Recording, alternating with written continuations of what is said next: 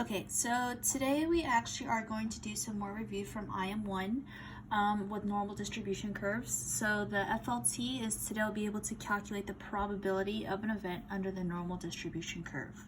So before I go over this, I want to define two main terms. The first one is the mean. The mean is the average. So remember, if you want to find the mean, you add up all the numbers, then divide by how many numbers there are. In stats, we use two main symbols. We have the X with the line on top, we say X bar, or you might see this one, which is mu, it's a Greek symbol. This lesson, we're gonna mainly use X bar. Next week, we'll start using this mu symbol, but they both mean the mean. Our second term is standard deviation. So standard deviation is how far apart your data values are. So how far apart data values are. So you have a high standard deviation if your numbers are all far apart. So if I give you a set of numbers like 5, 25, 100, 200, those numbers are far apart, so that has a high standard deviation. If I give you a data set that has like 1, 1, 2, 3, 1, those numbers are all close together, so that has a low standard deviation.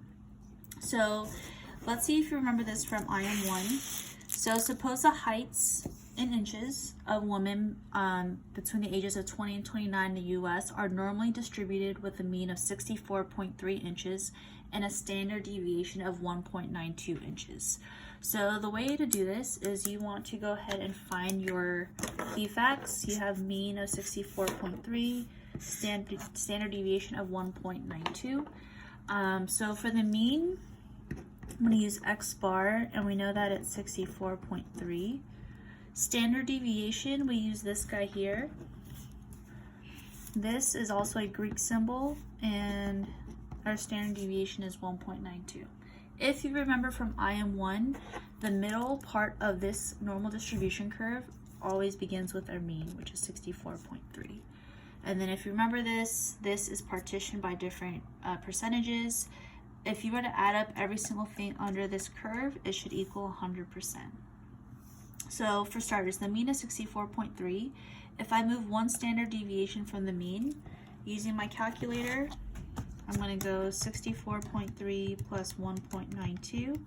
This will give me 66.22. I'm going to go ahead and add one more standard deviation. So add another 1.92 and I get 68.14. Add another 1.92 and I get 70.06. I'm going to move to the left now. So again, I have 64.3. This time I'm going to go minus 1.92 and I get 62.38.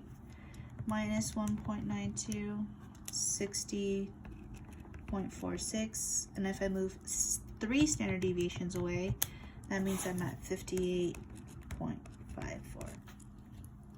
Okay, so find the percent of women who are between 62.38 inches and 68.14.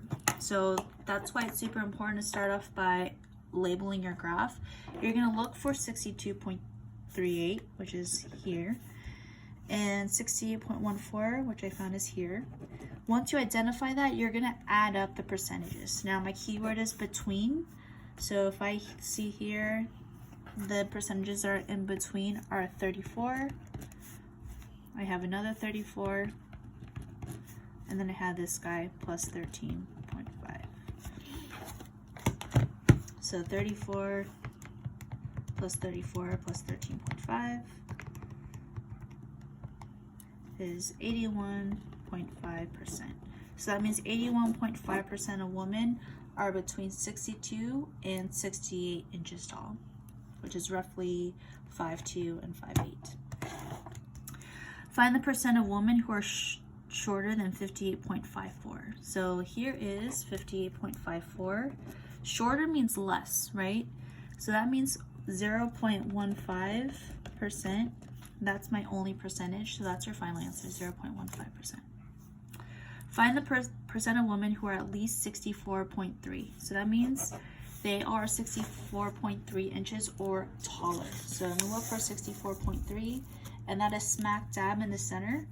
So if you remember, I said the whole curve is 100%. So if it's smack dab in the center, at least 64.3. And if I were to add up all four numbers, I should get 50%. So let me show you that anyways. 34 plus 13.5 plus 2.35. That car alarm is annoying. Okay, plus 0.15 equals 50%, which is exactly what we predicted. The last one here is find the probability of women who are taller than 70.06. So here is 70.06. Taller means to the right, and the only percentage that is to the right is 0.15. So final answer is 0.15%. And that's it.